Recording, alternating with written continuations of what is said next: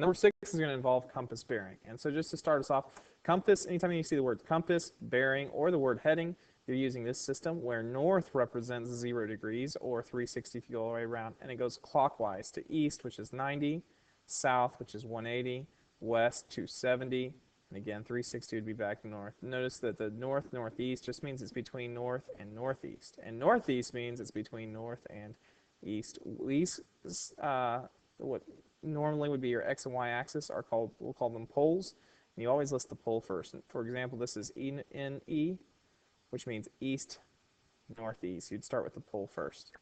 And so let's now work this problem. So it says Coast Guard cutter Angelica travels 30 knots from its home port at Corpus Christi on a course of 95 degrees for 2 hours. I want to stop there. 2 hours traveling 30 knots.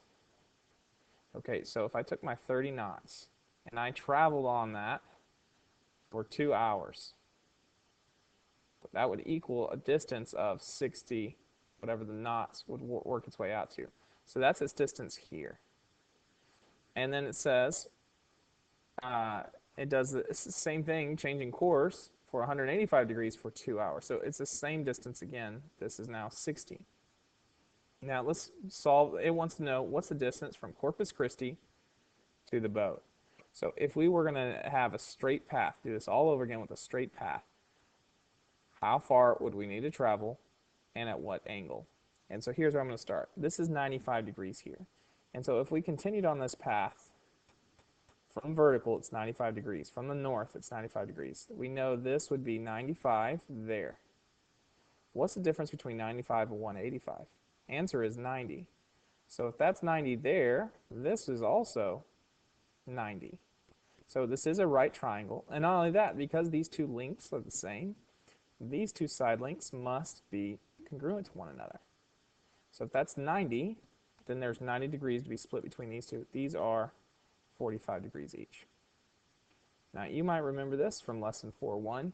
On a special right triangle was what we call like a 45, 45, 90. I didn't quite draw that accurately, but let's just pretend I did.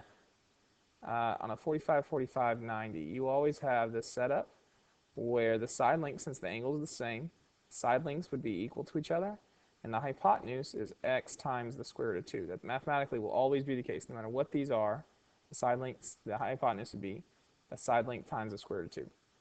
Over here we know the side length 60, which means this length is 60 square root of 2. And now if I want to know the total angle, I would add 95 and 45 together,